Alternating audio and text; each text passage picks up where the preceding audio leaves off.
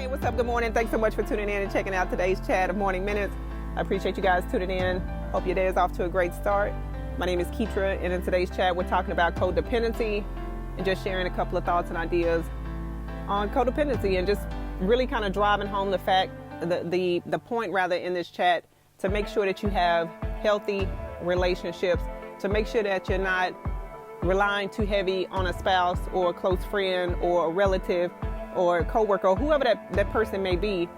Codependency is one of the things that kind of keeps us tied and kind of, locked in emotionally to those people that are close to us and people that we really depend on. And we can establish routines of going to those people and depending on those people to kind of keep us up to par, so to speak.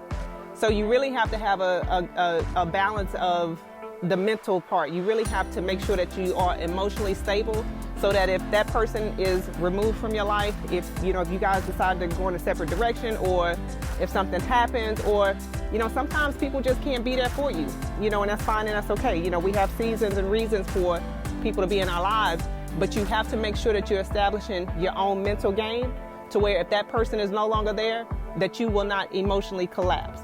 So today's conversation, like I said, is just really about making sure that you have a solid emotional foundation when it comes to how you feel, how you react, how you're acting towards, people who are close to you, because you don't want to fall into that trap of being codependent.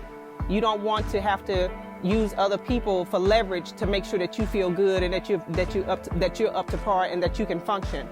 We have to work to be at a point emotionally where we're stable enough to be good with or without having somebody to be there to make sure that we can do the things that we need to do on a daily basis. So, like I said, just a thought, just some ideas on the importance of that solid emotional standpoint, making sure that you're good with yourself, making sure that you have a good positive foundation when it comes to how you're interacting with people, making sure that you're not putting too much on them and depending on them to get you from A to B.